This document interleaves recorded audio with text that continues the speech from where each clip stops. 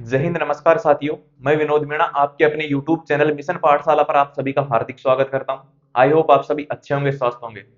साथियों, हम राजस्थान ज्योग्राफी का चैप्टर नंबर फर्स्ट राजस्थान का सामान्य परिचय पढ़ रहे थे, जिसमें हमने फर्स्ट क्लास में पढ़ा राजस्थान का नामकरण, सेकंड क्लास में पढ़ा राजस्थान की स्थिति, अक्षांश एवं देशांतर।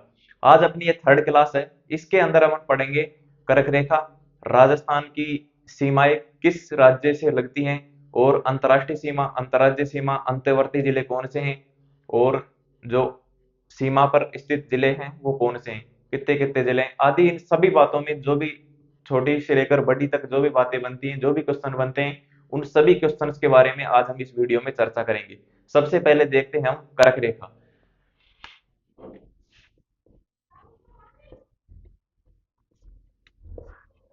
कर्क रेखा, इसके बारे में लिख लीजिए।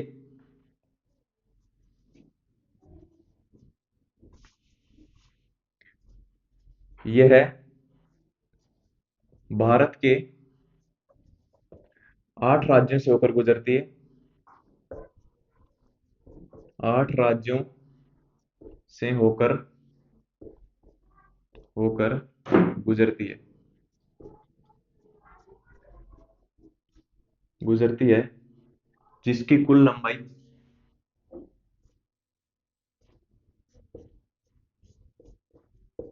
जिसकी भारत में कुल लंबाई, जिसकी भारत में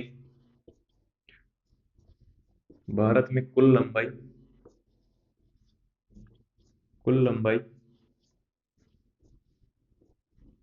2934 किलोमीटर है।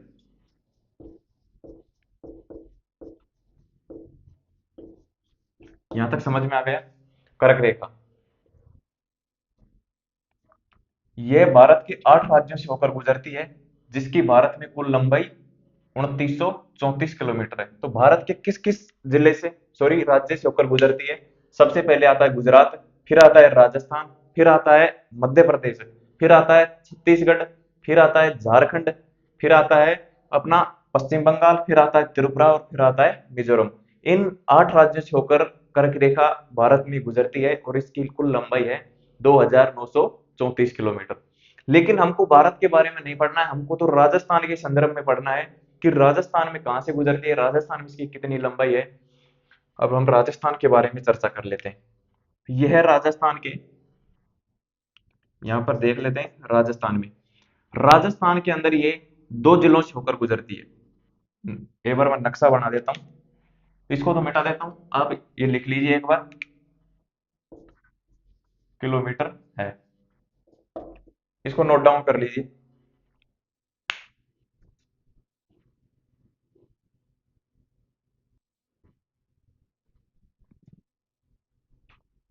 अब अपन एक बार नक्शा बना लेते हैं। मान लीजिए ये राजस्थान का नक्शा है। क्या है? राजस्थान का नक्शा। मैंने कल आपको बताया था, कल वाली क्लास में, कि राजस्थान के कुछ भाग से होकर कर्क रेखा गुजरती है। ये क्या है?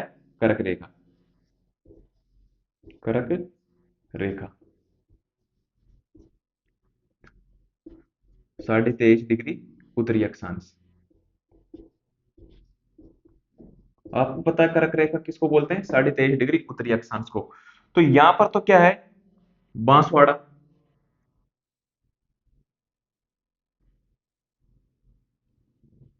और यहां पर थोड़ा सा ये आ रहा है डूंगरपुर का। क्या आ रहा है? डूंगरपुर का। ये है बांसवाड़ा, और ये इधर आ रहा है डूंगरपुर। डूंगरपुर नीचे हो गया बांसवाड़ा, और इधर हो गया डूंगरपुर। डूंगरपुर का एक तहसील से होकर गुजरती है डूंगरपुर में, और बांसवाड़ा के लगभग मध्य से गुजरती है। तो हम देखते हैं फर्स्ट बांसवाड़ा। बांसवाड़ा इसकी एक तहसील है, कुशलगढ़। कुशलगढ़, कुशलगढ़, बांसवाड़ा की कुशलगढ़ तहसील। और डूंगरपुर, डूंगरपुर।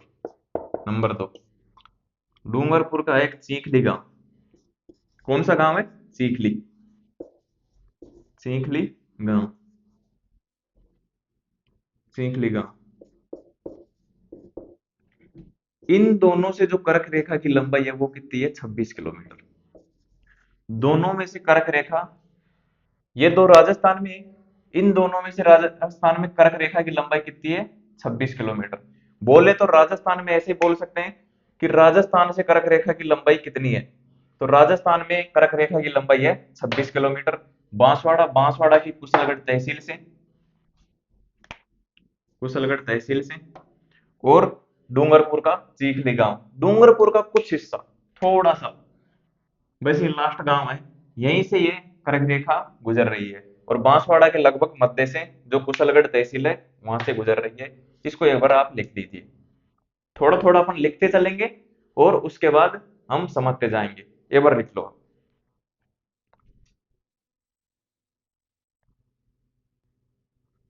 अब हम इसको एक बार मिटा देते हैं।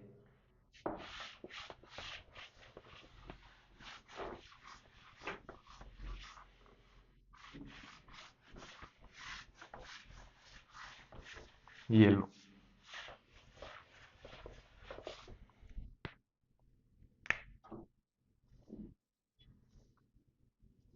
ये क्या है? राजस्थान। ये क्या है? कर्क रेखा।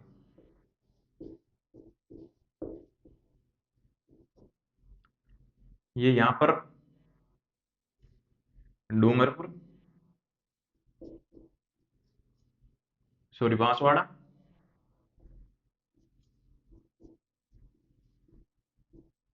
और ये क्या है? डूंगरपुर।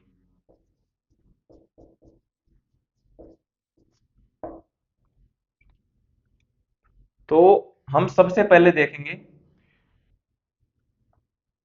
क्वेश्चन नंबर 1, कर्क रेखा, कर्क रेखा के सर्वाधिक नजदीक शहर, नजदीक शहर, नजदीक शहर कौन सा है? और नंबर 2 देखेंगे कर्क रेखा के, रेखा के सर्वाधिक, सर्वाधिक दूर स्थित शहर, स्थित शहर। तो सर्वाधिक नजदीक शहर कौन सा है और सर्वाधिक दूर शहर कौन सा है? तो सर्वाधिक नजदीक ये रही अपनी कर्क रेखा। इसके सर्वाधिक नजदीक कौन सा है? शहर किसको बोलता है? जो जिला मुख्यालय होता है उसको शहर बोला जाता है।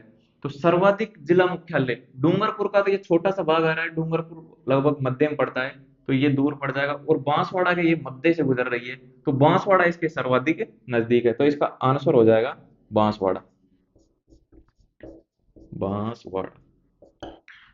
कर्क रेखा सर्वाधिक नजदीक शहर कौन सा है? बांसवाड़ा। और कर्क रेखा के सर्वाधिक दूर स्थित शहर कौन सा है? तो राजस्थान में कर्क रेखा के सर्वाधिक दूर स्थित शहर कौन सा है? डूंगरपुर मत कर देना। सर्वाधिक दूर स्थित शहर है श्री गंगानगर। यहां पर क्या है? श्री गंगानगर। इधर लिख देता हूं, श्री गंगानगर, श्री गंगानगर, श्री गंगानगर। ये लो, यहां तक समझ में आ गया?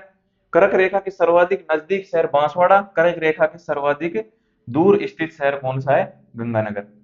अब हम बात करते हैं, एक बार इसको भी समझ लो, नोट डाउन कर लो।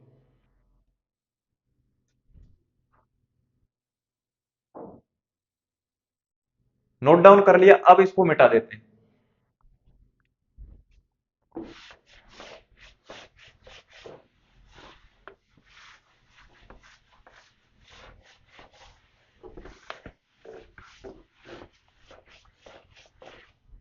यहां तक आपके समझ में आ गया कि कर्क रेखा के सर्वाधिक नजदीक स्थित शहर कौन सा है? वो है बांसवाड़ा। सर्वाधिक दूर स्थित शहर कौन सा है? वो है श्रीगंगानगर। कर्क रेखा बांसवाड़ा के मध्य से गुजरती है और डूंगरपुर का एक गांव है चीखली, चीखली गांव के मध्य से गुजरती है। डूंगरपुर का जो सबसे निचले हिस्से में एक गांव है चीखली गांव पड़ता है, उससे ये गुजरती है। दोनों जिलों में कर्क रेखा की कुल लंबाई कितनी है? 26 किलोमीटर। या ऐसे क्वेश्चन आ जाए कि राजस्थान में कर्क रेखा की कुल लंबाई कितनी है? 26 किलोमीटर। भारत के संदर्भ में पूछ ले कि कर्क रेखा की भारत में कुल लंबाई कितनी है, तो वो है 2934 किलोमीटर, 2934 किलोमीटर। यहां तक आपको समझ में आ गया होगा। अब हम पढ़ने वाले हैं जो अपनी कर्क संक्रांति होती है 21 जून को, इसके बारे में पढ़ने वाले हैं। सबसे पहले देखते हैं क्या कर्क संक्रांति। कर्क संक्रांति, कर्क संक्रांति कब होती है? 21 जून को, 21 जून को। इस दिन क्या होता है? नंबर एक पॉइंट ध्यान से देखना है आपको। कर्क संक्रांति 21 जून को होती है, इसके साथ ही इस दिन क्या मनाया जाता है? 21 जून को विश्व योग दिवस। तो सबसे पहले इस दिन सबसे बड़ा सबसे बड़ा दिन होता है, दिन होता है। यदि इस दिन सबसे बड़ा दिन होता है तो सबसे छोटी रात होगी, सीधी सी बात है। तो ये भी लिख लो, इस दिन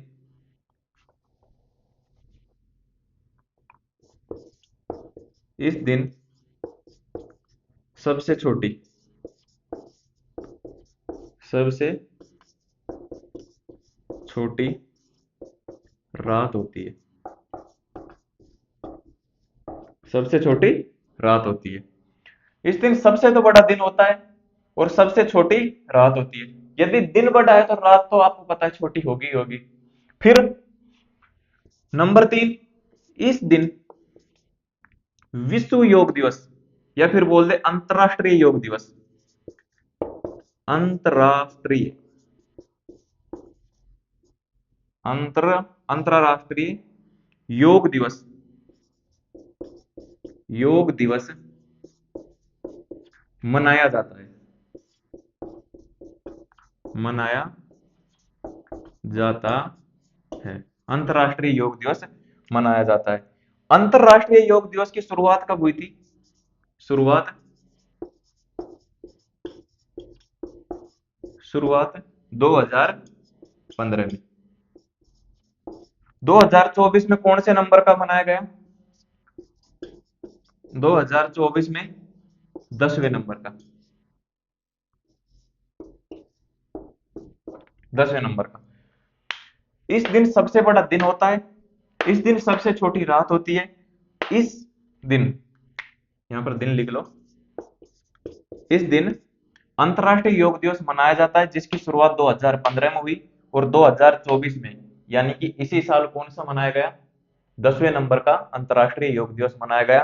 और 2025 में जब तक आपकी एग्जाम आएगी तब तक 2025 का ही पहुंचेगा। 2025 में 11वें नंबर का 11वें नंबर का अंतरराष्ट्रीय योग दिवस मनाया जाएगा। इससे एक बार यहां तक नोट डाउन कर लीजिए, नोट डाउन कर लिया होगा।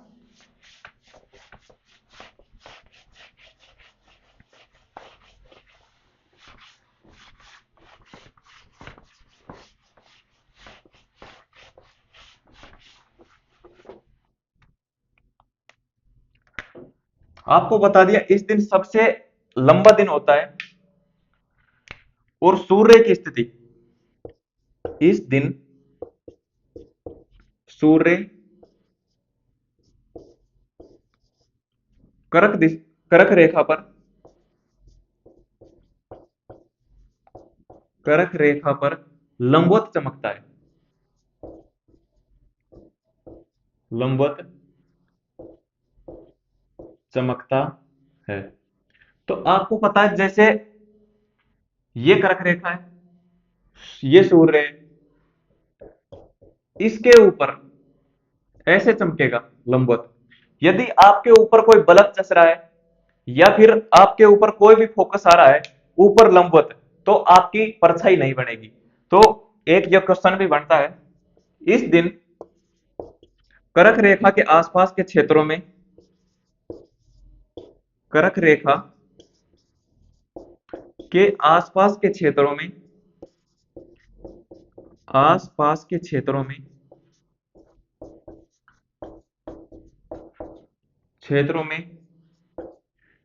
परछाई नहीं बनती, परछाई नहीं बनती है, नहीं बनती है। इसलिए इस दिन को नो शेडो, इस दिन को नो शेडो जोन कहते हैं। क्या बोलते हैं? No shadow. शेडो क्या होती है? छाया।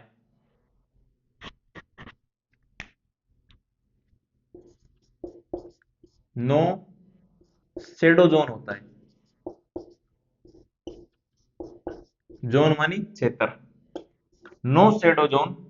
इस इस दिन इस दिन को नो शेडो जोन कहा जाता है या फिर कहते हैं। बस कर्क रेखा में इतना सा है, ये आपको ध्यान रखना है। कर्क रेखा में जैसे सूर्य ऊपर लंबवत चमकता है तो किसी भी इंसान की परछाई नहीं बनती है। सूर्य ऊपर लंबवत होगा तो अपनी परछाई ऑटोमेटिक ही नहीं बनेगी। परछाई अपनी सीधी अपने पैरों के नीचे होती है, इसलिए परछाई इधर उधर दिखाई नहीं देती है। यदि सूर्य तिरछा होता है, जैसे जैसे आपको दिख रहा है, जैसे ऊपर बल्ब जस रहा है तो नीचे इसकी परछाई, इधर बल्ब है तो इसकी परछाई इधर आ रही है। लेकिन यदि बल्ब ऊपर होता तो इसकी परछाई नीचे जाती, लेकिन पैरों के नीचे जाती तो उसकी परछाई इधर उधर नहीं दिखती। इसलिए इस दिन को नो शेडो जोन कहते हैं। कर्क रेखा के आसपास के क्षेत्रों में परछाई नहीं बनती है। यहां तक नोट डाउन कर लीजिए।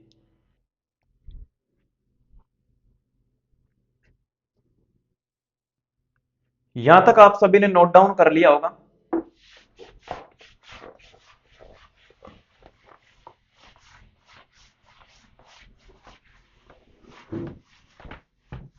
अब हम पढ़ते हैं राजस्थान की सीमाएं।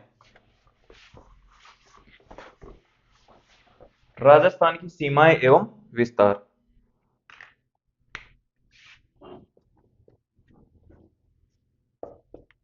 राजस्थान की सीमाएं एवं विस्तार। सीमाएं एवं विस्तार।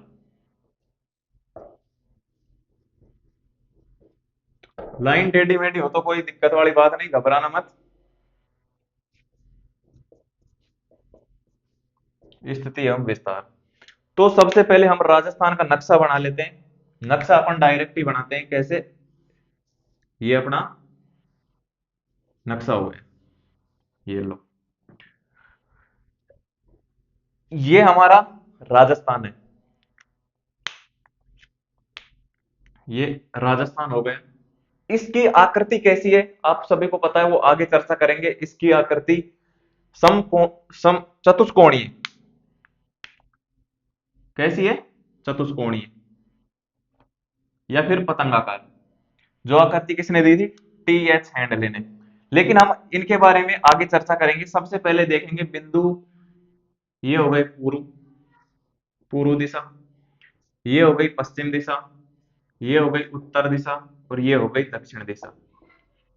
आप सभी को पता है। और ये हो गया मध्य बिंदु।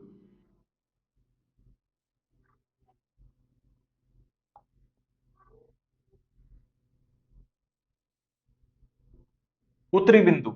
ये उत्तरी बिंदु कौन सा है, दक्षिणी बिंदु कौन सा है, पश्चिमी बिंदु, पूर्वी बिंदु, इन सभी के बारे में हम चर्चा करेंगे। सबसे पहले बताता हूं आपको उत्तरी बिंदु, या फिर यहीं लिख दूं। यहां लिखूंगा तो फिर इधर भी लिखना पड़ेगा। सबसे पहले नंबर एक बात, पूर्वी बिंदु। पूर्वी बिंदु। नंबर दो, पश्चिमी बिंदु। पश्चिमी बिंदु। नंबर 2 3 बार। उत्तरी बिंदु।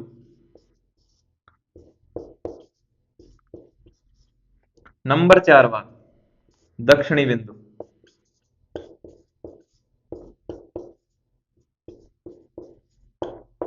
और नंबर 5 बार मध्य बिंदु।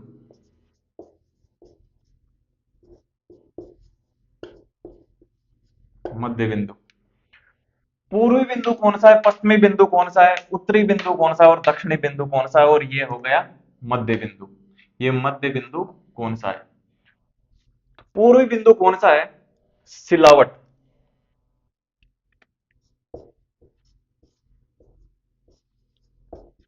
सिलावट गांव,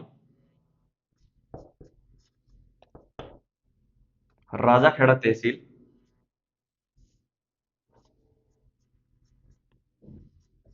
राजाखेड़ा तहसील, और जिला हो गया धौलपुर।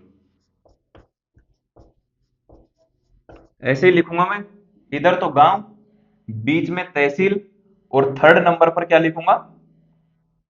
जिला। पश्चिमी बिंदु, कटरा है गांव, कटरा गांव, सम तहसील, और जिला है जैसलमेर। जैसलमेर। नंबर 3 बात, उत्तरी बिंदु। उत्तरी बिंदु बोले तो ये वाला बिंदु। ये कौन सा है? कोणा गांव, कोणा, कोणा गांव, गंगानगर तहसील, गंगानगर तहसील, और श्री गंगानगर क्या है? जिला। श्री गंगानगर। दक्षिणी बिंदु, बोरकुंड गांव, बोरकुंड है क्या गांव? बोरकुंड गांव, सज्जनगढ़ तहसील, सज्जनगढ़ तहसील, और बांसवाड़ा जिला। बांसवाड़ा जिला। नंबर 5 मध्य बिंदु। मध्य बिंदु बोले तो ये उत्तर से दक्षिण और पूर्व से पश्चिम का मध्य बिंदु ये है। लामपोलाई, लामपोलाई जो कहां पर पड़ता है? मेड़ता तहसील, मेड़ता तहसील नागौर। नागौर। ये यहां तक आप एक बार नोट डाउन करें, फिर मैं आपको समझाता हूं।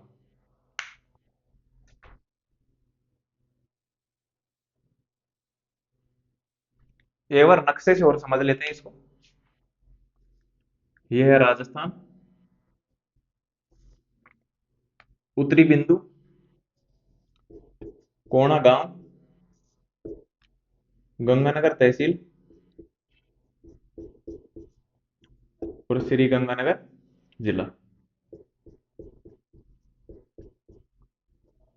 हो गए। पूर्वी बिंदु सिलावट गांव, सज्जन वो राजाखेड़ा तहसील, धौलपुर जिला।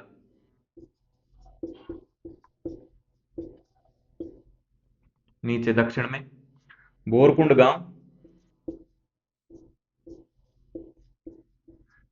बोरकुंड गांव, सज्जनगढ़ तहसील,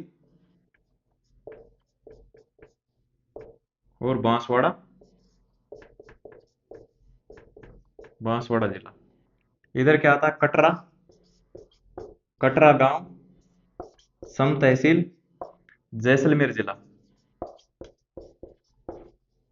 जैसलमेर जिला।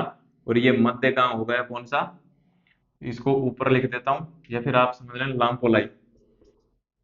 बिंदु ओ, लामपोलाई, जो कहां पर है? मेड़ता। मेड़ता कहां पर पड़ता है? नागौर। नागौर। ये आपको ध्यान रखना है। अब मैं इसको मिटा देता हूं। ये यहां तक आपको सभी को समझ में आ गया। उत्तरी बिंदु कोणा गांव, गंगानगर तहसील, और श्रीगंगानगर जिला। पूर्वी बिंदु सिलावट गांव, राजाखेड़ा तहसील, धौलपुर जिला। पश्चिमी बिंदु कटरा गांव, सम तहसील, जैसलमेर जिला। दक्षिणी बिंदु बोरकुंड गांव, सज्जनगढ़ तहसील और बांसवाड़ा जिला। मध्यवर्ती बिंदु लांपोलाई गांव, मेड़ता तहसील और नागौर जिला।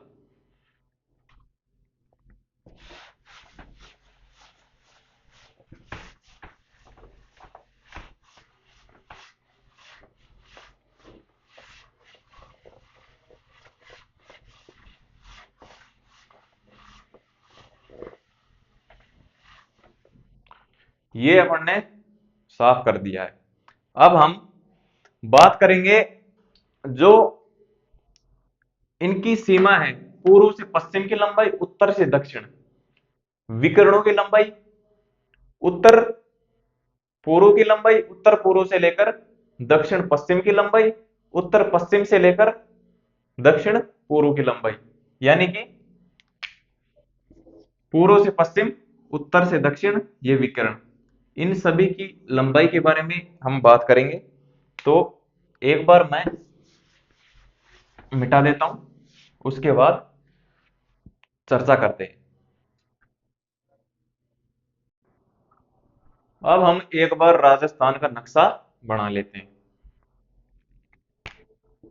ये हो गया राजस्थान।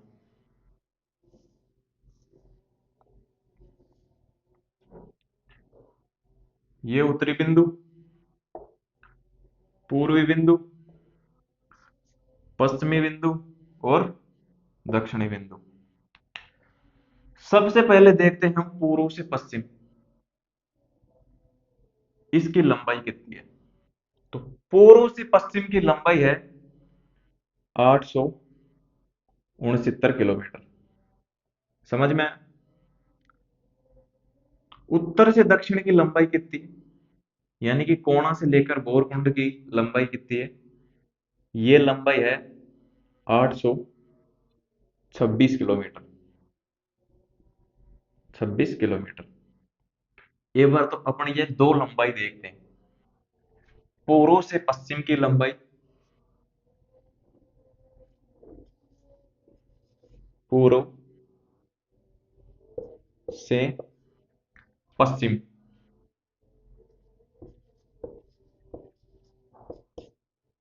पश्चिम बोले तो चौड़ाई,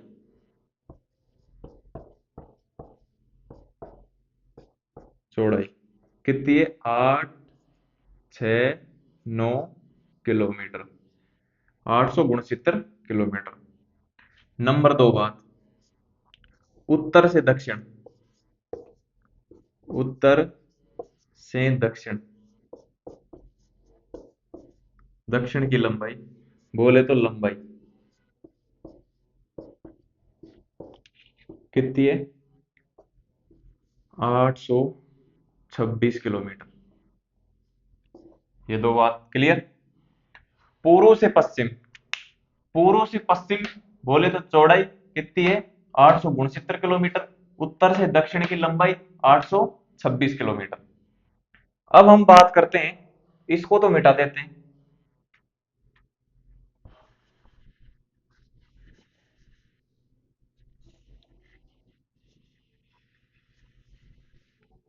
ये लो, इसको तो मिटा दिया। अब हम बात करते हैं इनके विकर्ण की लंबाई, उत्तर पूर्व से लेकर दक्षिण पश्चिम की लंबाई। ये कितनी है, 784 किलोमीटर। फिर बात करते हैं उत्तर पश्चिम से लेकर दक्षिण पूर्व की लंबाई। ये कितनी है, 850, 850 किलोमीटर। ये भी लिख लेते हैं साथ साथ। उत्तर पूर्व, उत्तर पूर्व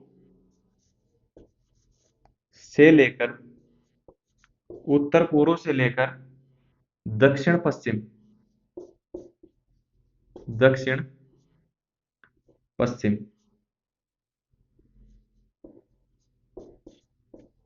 दक्षिण पश्चिम की लंबाई, की लंबाई ये कितनी है? 784, 784 किलोमीटर। फिर देखते हैं नंबर 4 बात, उत्तर पश्चिम से लेकर दक्षिण पूर्व की लंबाई, उत्तर पश्चिम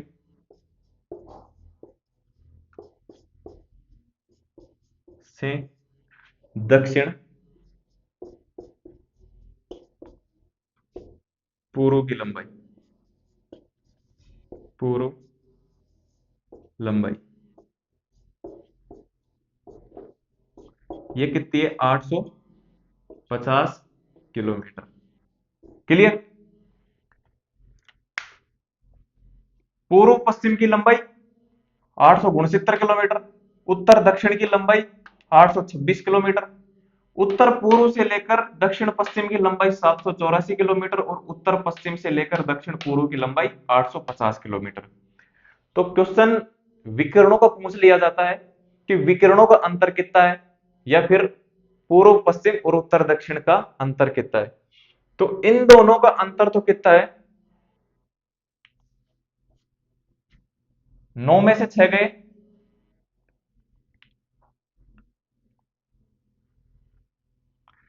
9 में से 6 गए तो 3, 9 में से 6 गए तो 3, और 6 में से 2 गए तो 4, 8 से 8 गए 0, 43 किलोमीटर।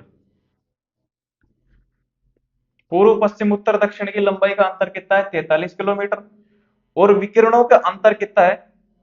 850 में से 784 घटाने पर, 850 में से 784 घटाने पर कितना आता है? 66 किलोमीटर, 66 किलोमीटर। यानी कि विकिरणों का अंतर तो ये है 8, जैसे ये 850 हो गया और 784, 10, 10 में से 4 गए 6, यहां पर कितने बचे? 4, ये हो गए 14, 14 में से 8 गए तो 6, तो 66 किलोमीटर। समझ में आ गया? विकिरणों का अंतर, पूर्व पश्चिम की विकिरण का अंतर 43 किलोमीटर, विकिरणों का अंतर कितना है? 66 किलोमीटर। ये क्वेश्चन आ सकता है। एक दूसरा क्वेश्चन ऐसे आ सकता है, यदि कोई व्यक्ति पूर्व से पश्चिम जाता है, उत्तर से दक्षिण जाता है, उत्तर पूर्व से लेकर दक्षिण पश्चिम जाता है, अलग अलग व्यक्ति है, चारों चारों अलग अलग दिशाओं में चल रहा है, और उत्तर पश्चिम से लेकर दक्षिण पूर्व की तरफ जाता है चौथा व्यक्ति। यानी कि पहला व्यक्ति पूर्व से पश्चिम जाता है, दूसरा उत्तर से दक्षिण जाता है, तीसरा उत्तर पूर्व से लेकर दक्षिण पश्चिम जाता है, और चौथा उत्तर पश्चिम से लेकर दक्षिण पूर्व की तरफ जाता है। तो सबसे ज्यादा दूरी कौन सा व्यक्ति चलेगा? तो सबसे ज्यादा कौन सा व्यक्ति चलेगा? 869, 826, 784, 850। तो सबसे ज्यादा लंबी दूरी कौन तय करेगा?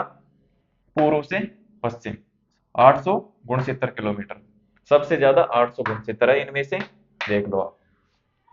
और सबसे न्यूनतम पूछ ले, न्यूनतम दूरी कौन सा चलेगा? तो न्यूनतम दूरी चलेगा उत्तर पूर्व से लेकर दक्षिण पश्चिम, ये वाला व्यक्ति, उत्तर पूर्व से लेकर दक्षिण पश्चिम।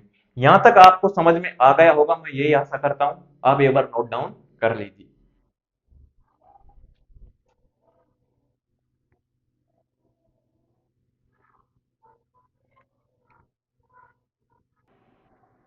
नोट कर लिया साथियों? अब हम इसको मिटा देते हैं।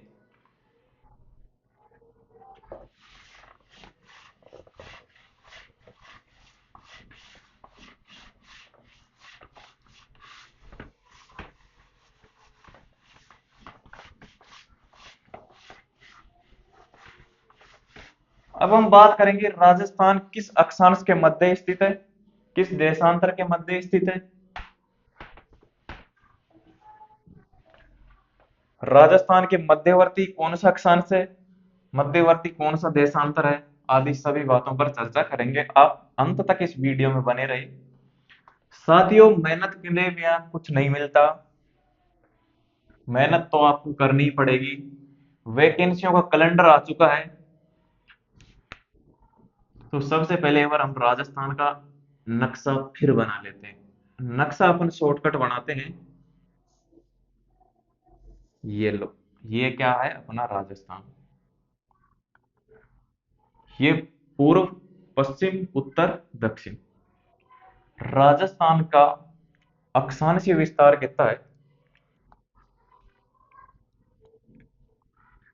ये बिंदु, ये जो अक्षांश है, ये कितना है? 23 डिग्री 3 मिनट उत्तरी अक्षांश,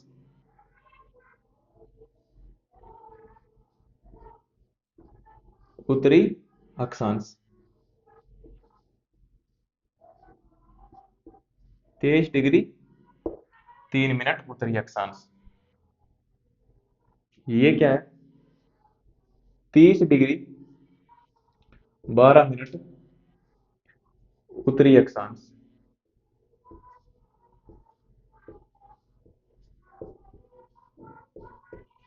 उत्तरी अक्षांश। ये तो हो गया अक्षांश। इन दो अक्षांशों के मध्य राजस्थान स्थित है। ये लो राजस्थान। अब हम बात करते हैं देशांतर।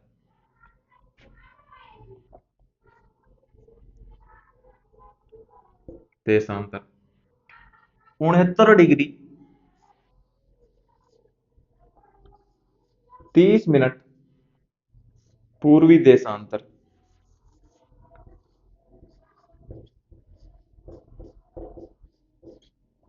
69 डिग्री 30 मिनट पूर्वी देशांतर से लेकर 78 डिग्री 17 मिनट पूर्वी देशांतर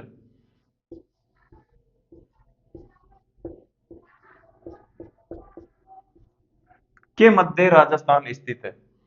कौन कौन से अक्षांश के मध्य स्थित है? अक्षांश है 23 डिग्री 3 मिनट से लेकर 30 डिग्री 12 मिनट उत्तरी अक्षांश के मध्य। और यदि हम बात करें देशांतर की, तो 69 डिग्री 30 मिनट पूर्वी देशांतर से लेकर 78 डिग्री 17 मिनट पूर्वी देशांतर के मध्य राजस्थान स्थित है। तो इसको हम एक बार लिख लेते हैं।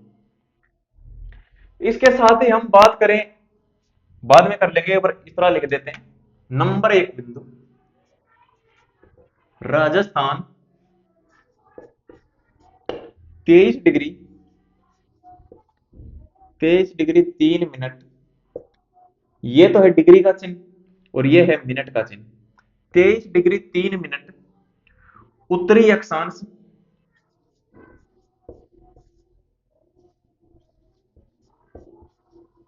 उत्तरी अक्षांश 23 डिग्री 3 मिनट उत्तरी अक्षांश से लेकर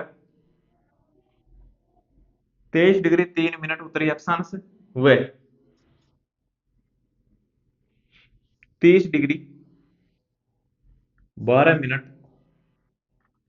इसको इधर लिख देता हूं, वह 30 डिग्री 12 मिनट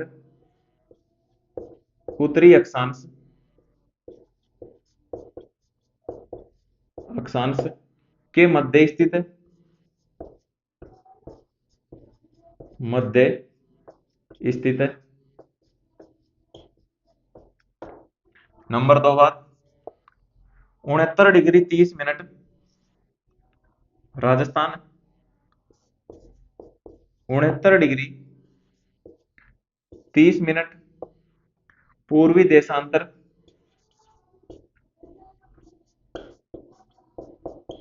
देशांतर व 78 डिग्री 17 मिनट पूर्वी देशांतर, पूर्वी देशांतर, देशांतर के मध्य, के मध्य स्थित है। ये समझ में आ गया कि राजस्थान है जो 23 डिग्री 3 मिनट, 23 डिग्री 3 मिनट उत्तरी अक्षांश व 30 डिग्री 12 मिनट उत्तरी अक्षांश के मध्य स्थित है। और देशांतर 69 डिग्री 30 मिनट पूर्वी देशांतर 69 डिग्री 30 मिनट पूर्वी देशांतर से लेकर 78 डिग्री 17 मिनट पूर्वी देशांतर के मध्य स्थित है। यहां तक आपको समझ में आ गया। अब नंबर थर्ड बात आपको ध्यान रखनी है कि अक्षांश, मैंने आपको कल बताया था कि अक्षांश आडी होती है, पूर्व से पश्चिम मान लो या पश्चिम से पूर्व मान लो। तो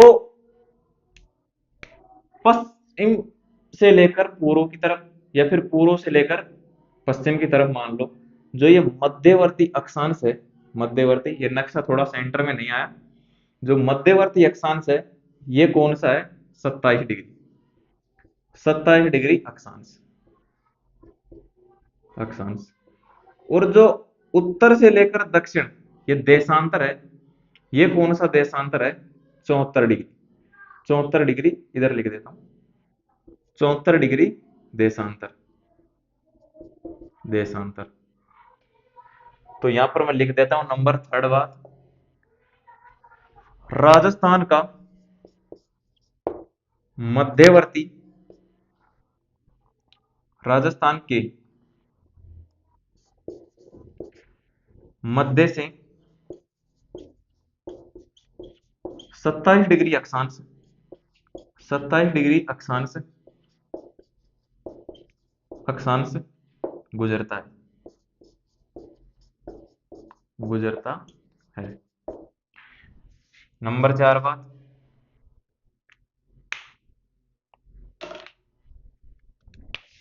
राजस्थान के मध्य से 74 डिग्री देशांतर गुजरता है, देशांतर गुजरता है, गुजरता है। ये दो बिंदु भी आपको ध्यान रखना है कि राजस्थान 23 डिग्री 3 मिनट उत्तरी अक्षांश व 30 डिग्री 12 मिनट उत्तरी अक्षांश के मध्य स्थित है। राजस्थान 69 डिग्री 30 मिनट पूर्वी देशांतर व 78 डिग्री 17 मिनट पूर्वी देशांतर के मध्य स्थित है। राजस्थान के मध्य से 27 डिग्री अक्षांश गुजरता है और राजस्थान के मध्य से 74 डिग्री देशांतर गुजरता है। अक्षांश आएगा तो अक्षांश तो गुजरेगा इधर से इधर और देशांतर गुजरेगा इधर से इधर, यानी कि जो ये जो देशांतर है ये कौन सा है? 74 डिग्री देशांतर। और जो ये वाला देशांतर है ये कौन सा है? 27 डिग्री देशांतर। अब हम देख लेते हैं कि इन देशांतरों का अंतर कितना है।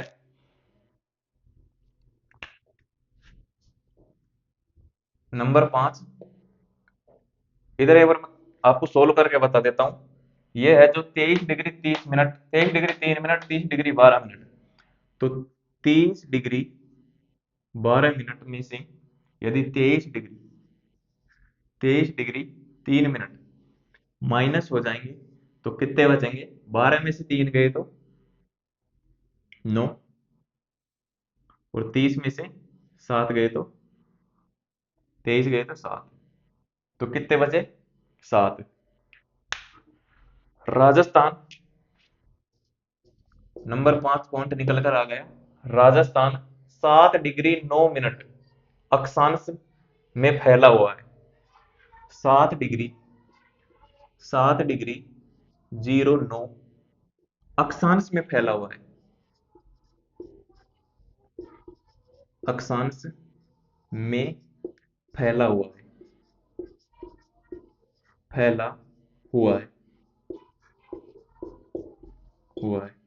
अब हम देशांतर की बात कर लेते हैं। देशांतर बड़ा कौन सा है? 78 डिग्री 17 मिनट, 78 डिग्री 17 मिनट। और छोटा कौन सा है? 69 डिग्री 30 मिनट। इसमें से इसको माइनस करेंगे, 17 में से 30 गए तो 17 में से 30 नहीं जाते हैं, इधर से 1 डिग्री को इधर उधार ले लेते हैं। तो आपको बता दूं साथियों, 1 डिग्री के कितना होता है? 60 मिनट। यदि इधर से 1 डिग्री उधार लेंगे तो ये कितना होगा? 60। 1 डिग्री इधर जाएगा तो ये होगा 60 और 17 कितने हो गए? 77। 77 में से 30 गए तो कितने बचे? 77 में से यदि 30 जाएंगे तो 7 के 7 और 7 में से 3 गए 47, तो 47 तो ये मिनट बच गए। और यहां बचे 77, 77 में से 6 9 69 जाएंगे तो कितने बचेंगे? 17 17 में 9 8, और ये इधर हो जाएगा 6, ये बच गए 8। 8 डिग्री 41 मिनट देशांतर के मध्य स्थित है। नंबर 6 पॉइंट निकल कर आ गए। Rajasthan, Rajasthan 8 degree 41 minute, 41 minute देशांतर, देशांतर के मध्य, के मध्य स्थित है, के मध्य फैला हुआ या स्थित है, फैला हुआ है। ये आपको ध्यान रखना है। एक बार नोट डाउन कर लीजिए आप सभी, फिर मैं आपको दोबारा बता देता हूं। इसको मिटा देते हैं।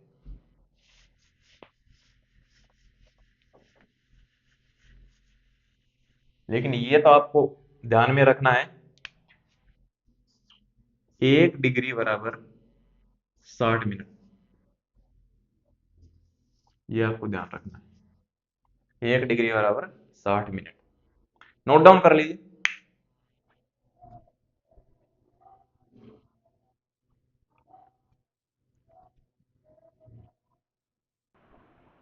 अब इसको मिटा देते हैं साथियों।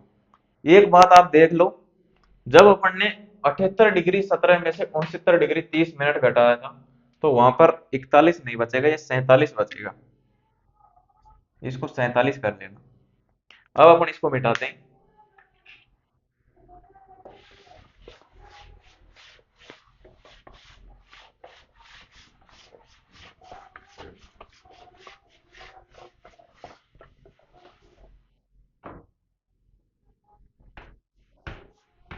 थोड़े कपड़े से ज्यादा साफ हो जाता है।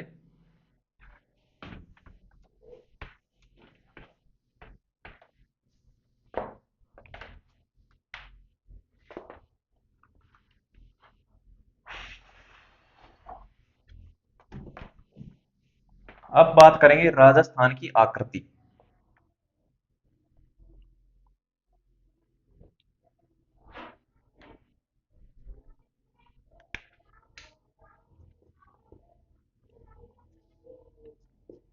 राजस्थान की आकृति, आकृति। तो राजस्थान की आकृति साथियों कैसी है? जैसे अपना राजस्थान ये है, लगभग ऐसा ही है अपना राजस्थान। वो थोड़ा बहुत डिजाइन से बना है, तो वो थोड़ा लगभग उसकी शेप इसी प्रकार से आ जाती है। तो राजस्थान की आकृति साथियों यहां पर लिख देता हूं मैं, पतंगाकार, पतंगा, पतंगाकार, या फिर इसको मिटा दें, विषम कोणीय चतुर्भुजाकार, विषम कोणीय चतुर्भुजाकार, चतुर्भुजाकार, चतुर्भुजाकार। ये लो, ये विषम कोणीय चतुर्भुजाकार। ये आकृति किसने दी थी? T H handle, T H handle ने, टी एच हैंडले ने कहा था कि राजस्थान की आकृति कैसी है? पतंगाकार या विषम कोणीय, विषम कोणीय, विषम कोणीय चतुर्भुजाकार। टी एच हैंडले कौन था?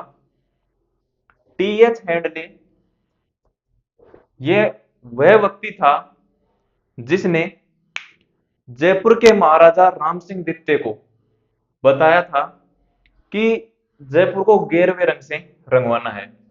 तो यहां पर यह भी लिख लो साथियों, जयपुर के शासक, जयपुर महाराजा, जयपुर महाराजा राम सिंह द्वितीय ने,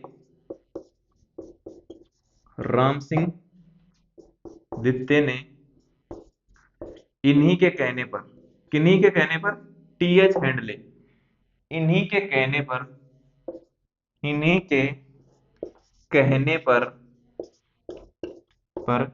जयपुर को, जयपुर को गेरुए रंग से, जयपुर को गेरुआ रंग से, गेरुआ रंग से रंगवाया था, रंगवाया था। ये बात आपको ध्यान रखनी है। राजस्थान की आकृति कैसी है? पतंगाकार या विषम कोणीय चतुर्भुजाकार। टीएच हैंडले ने बताया था कि राजस्थान की आकृति कैसी है। टीएच हैंडले ने बनाई नहीं थी, टीएच हैंडले ने बताया था कि राजस्थान की आकृति कैसी है। लेकिन टीएच हैंडले से पहले किसी ने भी नहीं बताया था कि राजस्थान की आकृति कैसी है। पहली बार उन्होंने देख के बोला था कि राजस्थान की आकृति विषम कोणीय, चतुर्भुजाकार या पतंगाकार है। ये कौन था? इसे एक संबंधित और बन जाता है क्वेश्चन कि जयपुर महाराजा राम सिंह द्वितीय ने किसके कहने पर जयपुर को गेरुए रंग से पुतवाया या रंगवाया? तो टीएच हैंडले, टीएच हैंडले के कहने पर ही जयपुर महाराजा राम सिंह द्वितीय ने गेरुए रंग से जयपुर को रंगवाया था। नोट डाउन कर लीजिए।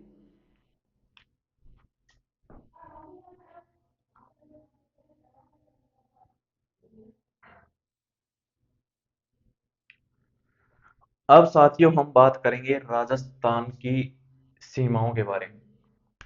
सबसे पहले हेडिंग डाल लेते हैं, राजस्थान की सीमा, राजस्थान की सीमा।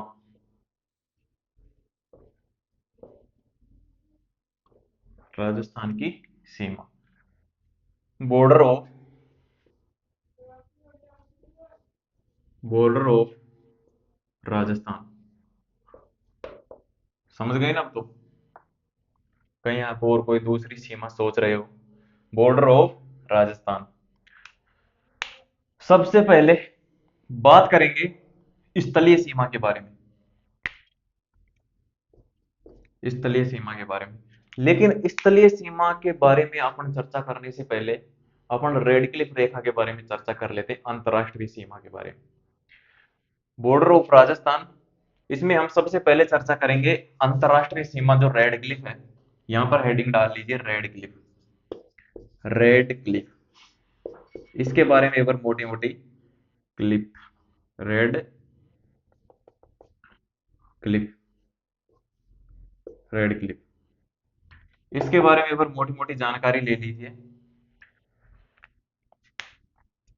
रेड क्लिफ रेखा का निर्धारण 15 या 17 अगस्त, अगस्त 1947 को किया गया। 15 या 17 अगस्त, दोनों ही डेट अलग अलग जगह पर दी गई हैं। 15 आए तो 15 कर देना, 17 आए तो 17 कर देना। अगर दोनों ही आ जाए तो आपको करना है 17 अगस्त। इसका निर्धारण किसने किया? Sir Cyril, sir Cyril, Cyril red Cliff, red Cliff, sir Cyril red Cliff ने। इसके बारे में एक पॉइंट याद रख लेना,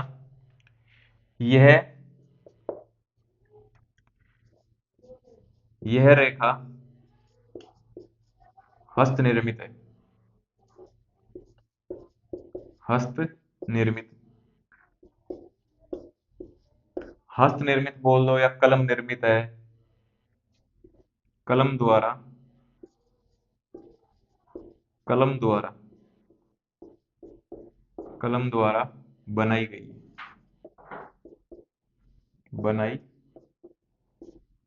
तो साथियों कलम द्वारा क्यों बनाई गई है इसको बारे में बता देता हूं कि जब भारत से अलग पाकिस्तान हुआ था तो पाकिस्तान और भारत के लोगों के अंदर एक मुद्दा चला हुआ था। वो बोल रहे थे हमारी सीमा यहां तक है, भारत वाले बोल रहे थे हमारी सीमा यहां तक है। लेकिन जब एक कमेटी का गठन हुआ, जिस कमेटी का अध्यक्ष, इसमें लगभग सदस्य की संख्या तो पता नहीं कितनी थी, लेकिन इसमें कांग्रेस की तरफ से गए थे 2 व्यक्ति, मुख्य और 2 व्यक्ति मुस्लिम लीग की तरफ से आए थे। और इसका जो अध्यक्ष था वो किसको बनाया गया? सर सिरिल रेडक्लिफ को। सर सिरिल रेडक्लिफ इसमें मुख्य व्यक्ति थे। तो कांग्रेस की तरफ से कौन गया और मुस्लिम लीग की तरफ से कौन आया? वो व्यक्ति थे, सबसे पहले लिखते हैं कांग्रेस की तरफ से कौन आया और मुस्लिम लीग की तरफ से कौन आया।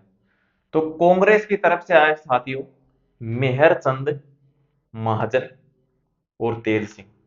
मेहर चंद महाजन और तेज सिंह। मुस्लिम लीग की तरफ से आए दीन मोहम्मद और मोहम्मद मुनरो। ये 4 व्यक्ति, 2 व्यक्ति तो भारत की तरफ से, 2 व्यक्ति पाकिस्तान की तरफ से निर्धारण करने वाला था ही कौन? Sir Cyril Radcliffe. तो उनके बारे में भी लिख देते हैं। एक कमेटी बनाई गई। नंबर 2 बात, इस सीमा के निर्धारण के लिए, इस सीमा के निर्धारण के लिए, सीमा के निर्धारण के लिए, के निर्धारण के लिए, निर्धारण के लिए एक कमेटी, एक कमेटी गठित की गई, गठित की गई, जिसके अध्यक्ष, जिसके अध्यक्ष, अध्यक्ष sir Cyril Radcliffe, sir Cyril Radcliffe, Radcliffe व कांग्रेस की तरफ से, कांग्रेस की तरफ से, तरफ से तेज सिंह और मेहर चंद महाजन। तेज सिंह, सबसे पहले मेहर चंद महाजन, मेहर चंद महाजन, महाजन व तेज सिंह, व तेज सिंह, तेज सिंह तथा मुस्लिम लीग, मुस्लिम लीग, मुस्लिम लीग के कौन आए? दीन मोहम्मद, दीन मोहम्मद, दीन मोहम्मद व मोहम्मद मुनरो, मोहम्मद मुनरो थे, मुनरो थे। ये आपको समझ में आया कि जब ये समस्या, इस बात के ऊपर वार्तालाप चल रही थी, वो बोल रहे थे हमारी सीमा यहां तक है, ये बोल रहे थे हमारी सीमा यहां तक है। फिर सीमा का निर्धारण करने के लिए सर सिरिल रेडक्लिफ को बाहर से बुलाया गया। उनको बोला कि सीमा का निर्धारण करना है। वो बोला कि इसमें टाइम लगेगा लगभग 1-1.5 साल का। ये बोले इतना टाइम की आवश्यकता नहीं है, हमको तो ये जल्दी चाहिए, 10 से 15 दिन के अंदर चाहिए। वो बोले ऐसा तो नहीं हो सकता, ऐसा नहीं हो सकता। तो वो बोले आपको कब चाहिए? वो बोले हमको तो 10 से 15 दिन के अंदर चाहिए। फिर वो बोले कि ऐसे तो इस सीमा का निर्धारण नहीं हो पाएगा, लेकिन मैं इस सीमा का निर्धारण 2 व्यक्ति इधर से दे दो और 2 व्यक्ति इधर से दे दो, तो मैं इसको पूछ पूछ कर इस सीमा का निर्धारण कर दूंगा। तो ये कलम से निर्मित कैसे? उन्होंने भारत का नक्शा, यानी कि भारत और पाकिस्तान का जो संयुक्त रूप से नक्शा था वो मंगवाया। तो सर सिरिल रेडक्लिफ पेन लेकर बैठ गए और जैसे जैसे उन्होंने बताते गए, ऐसे करते हुए ये लो, ये नक्शा बना दिया। लेकिन आपको लग रहा है ये ऐसे बना दिया, ये लो, ये 1 दिन में बन गया। लेकिन ऐसे नहीं हो, इसमें 10 से 15 दिन लगे, जितना भी लगा वो कोई क्वेश्चन नहीं पूछा जाता। लेकिन ये इस प्रकार से इसको बोला जाता है, ये कलम से निर्मित है। यदि वो ऐसे घूमते फिरते फिरते फिरते यहाँ तक आते तो उनको लगभग 1 साल लग जाता। इसलिए साथियों इसको बोला जाता है ये कलम के द्वारा निर्मित है। ये रेखा हस्त निर्मित या कलम निर्मित है। ये एकमात्र ऐसी रेखा है, सीमा है, जो लाइट की व्यवस्था की गई है, संपूर्ण जो ये रेखा है इसके ऊपर लाइटिंग की व्यवस्था की गई है।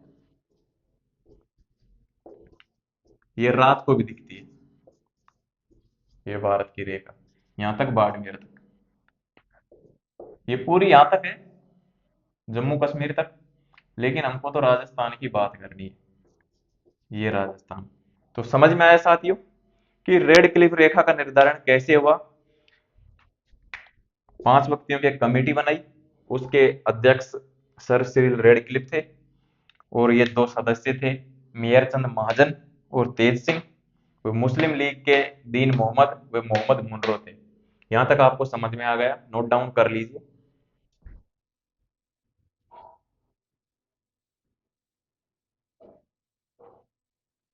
साथियों आपने नोट डाउन कर लिया होगा। अपनी क्लास को यहीं पर समाप्त करते हैं, क्लास बहुत लंबी हो गई है। एक क्लास हम कल लेंगे, उसके अंदर इस चैप्टर को कंप्लीट कर देंगे। यदि कल कंप्लीट नहीं होगा तो चैप्टर को परसों कंप्लीट कर देंगे। धीरे धीरे आप नोट्स बनाते जाइए। भर्ती परीक्षाओं का कैलेंडर जारी हो चुका है। 2025 में लगभग 60 से 70 विभागों में वैकेंसी होने वाली है, कल ही कैलेंडर आया है।